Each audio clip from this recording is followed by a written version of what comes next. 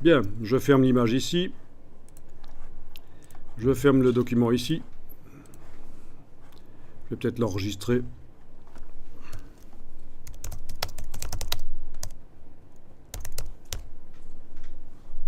OK.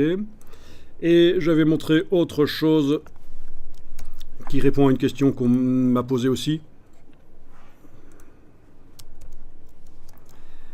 Je vais ici dans le faire un nouveau document.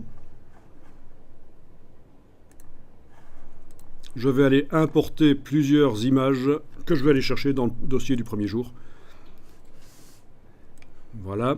Alors, je vous conseille dans vos boîtes qui montrent les fichiers de faire un affichage par liste. Que vous soyez sur Mac ou PC, vous avez les options qui sont présentées différemment, mais enfin elles existent. Vous avez l'option de présentation par icône, par liste. Sur PC, le mieux c'est l'option détail qui correspond à ceci sur le Mac en fait. Ça vous fait des listes avec le détail, des dates de création, etc. C'est très pratique, ça permet de classer par date de modification ou de création du fichier. Donc ça va vous aider, ce genre de choses, pour vous y retrouver dans vos fichiers. Je déconseille fortement l'affichage par colonne comme ça sur le Mac. On ne s'y retrouve pas facilement. Maintenant, chacun fait comme il veut. Moi, je ne jure que par l'affichage par liste ou de temps en temps par icône, en fonction de ce qu'on veut faire. Voilà. Donc l'affichage par liste va me permettre notamment, grâce à l'onglet type ici, de classer par type, de regrouper dans la liste les choses par genre en fait. Donc j'ai toutes les images JPEG qui sont au début de la liste, et puis les documents Photoshop, puis les documents InDesign. Voilà, ça va être plus facile pour aller chercher quelques images JPEG. Je vais faire un clic et glisser comme on avait fait hier. Avec les flèches au clavier, je vais déterminer les rangées et colonnes. Le nombre de rangées et le nombre de colonnes, voilà. Elles arrivent là. Objet, ajustement, remplir le bloc proportionnellement pour que toutes les images remplissent bien les blocs, sinon ça ressemble à rien du tout. Voilà. Et alors, on m'a posé au matin la question, mais une fois que les images sont là, comment gérer les espacements entre les images? Eh bien, c'est pas facile. C'est pas facile parce qu'il va falloir ruser. Il va falloir utiliser la palette alignement, menu fenêtre, objet et mise en page, alignement. En fait, c'est beaucoup mieux que les espacements entre les images soient décidés au moment où j'importe. Il y a des petites touches à enfoncer que je ne vous ai pas encore données qui permettent de gérer les espacements entre les images, donc les gouttières. Mais bon, une fois qu'elles sont posées sur le document, on ne sait plus les gérer, ces espacements. On ne sait plus les gérer avec des touches au clavier. Il va falloir ruser, il va falloir grouper les images. Par exemple, les 4 images de gauche, là, je les sélectionne. Donc en faisant un rectangle comme ceci, je les sélectionne. Et je vais demander objet associé. À partir de là, vous avez un petit pointillé qui apparaît pour indiquer qu'il s'agit d'un groupe. Je vais faire la même chose avec les 4 images de droite. Objet associé, ou alors le raccourci clavier CTRL-G sur le PC, Command-G sur le Mac. J'ai donc affaire maintenant à 2 groupes. En sélectionnant ces 2 groupes, je vais pouvoir ici gérer l'espacement entre les groupes. Ok, donc vous avez ici l'espacement que vous pouvez décider et vous allez gérer l'espacement. Alors, non, c'est plutôt ici en fait. Utilisez l'espace, voilà. Voilà, c'est ça. Vous enclenchez utiliser l'espace dans la palette alignement qu'on va chercher. Vous allez pouvoir essayer après, je vous laisserai un peu de temps pour essayer. Dans le menu objet, dans le menu fenêtre, objet et mise en page alignement. Fenêtre, objet et mise en page alignement, c'est la palette alignement. En cochant ceci, on détermine l'espace qu'on veut entre les 2 éléments et on gère. Et comme vous voyez, ici, c'est l'espace horizontal, en fait. Bon, ça, c'est simple. Enfin, simple. Voilà. Ensuite, il va falloir que je dégroupe. Et oui, c'est foireux. Je sélectionne les 2 choses. Objet dissocié. Donc j'ai cassé les deux groupes d'un coup, en sélectionnant les deux groupes et en faisant objet dissocié. Puis je vais grouper par rangée. Je sélectionne seulement les deux images du dessus, je fais CTRL-G, les deux images suivantes, CTRL-G, les deux images suivantes, CTRL-G, les deux images suivantes, CTRL-G. Je sélectionne tout, CTRL-A, donc j'ai 4 groupes qui sont sélectionnés. D'accord? Et je vais pouvoir gérer leur espacement vertical.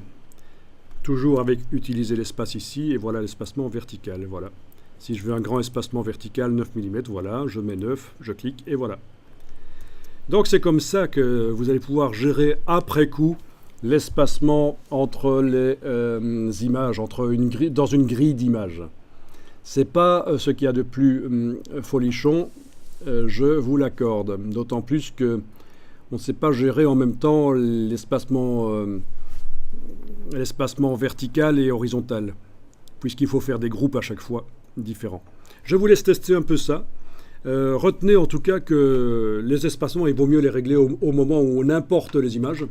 Mais je ne vous ai pas donné les raccourcis clavier parce que sinon ça allait vous embrouiller. Vous avez juste vu comment faire un certain nombre de rangées et de colonnes. Mais la gestion de la largeur des gouttières, je ne vous en ai pas parlé. Voilà, je vais répéter, je vais tout sélectionner, faire objet dissocié. Donc je me retrouve avec plein d'objets qui sont indépendants. Il n'y a pas de groupe. Et je vais devoir créer des groupes. Si je veux gérer l'espacement entre les deux colonnes, je vais devoir grouper tous les éléments qui font partie de la colonne, comme ceci.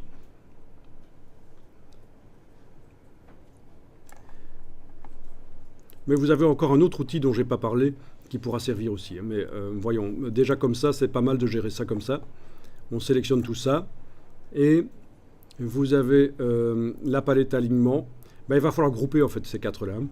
Objet associé. Il va falloir aussi faire un groupe avec les 4 images de l'autre colonne.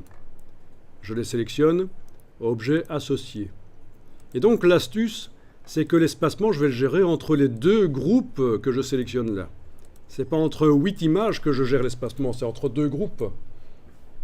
Je les sélectionne tous les deux.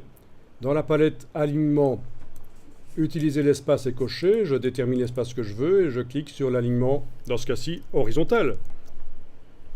Enfin, je veux dire l'espacement horizontal. Voilà. Alors, donc pour répondre à ta question, comment savoir quel est l'espacement quand on revient sur le travail ici? Comment savoir quel est l'espacement entre les deux, entre les deux colonnes par exemple? Eh bien, il va falloir utiliser une petite astuce. Voilà, l'astuce consiste à faire ceci, dessiner un bloc avec l'outil rectangle, un bloc qui n'a pas de contour. Donc, absolument pas de contour. La couleur de fond, peu importe. Je peux lui mettre une couleur de fond, n'importe quoi. Voilà. Vous voyez, j'ai mis la case de fond en avant-plan. J'ai cliqué sur une couleur dans nuancier. Voilà, ce sera un bloc jaune, mais sans contour. Et je le trace. Et puis, je vais venir le positionner entre les deux colonnes avec la flèche noire. Il va me servir d'instrument de mesure dans InDesign, en fait. Voilà. Et il est indiqué que sa largeur est de 4 mm. Donc il y a 4 mm entre les deux colonnes. Voilà. Bon, cet objet, je peux lui donner aucune couleur comme ça. Il est là, mais il ne s'imprime pas.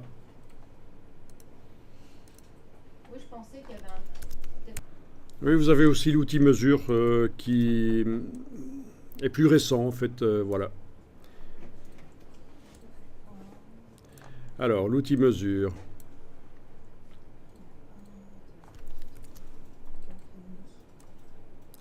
Voilà, on trace avec l'outil mesure et ça indique 4 mm. Oui, ça peut marcher aussi.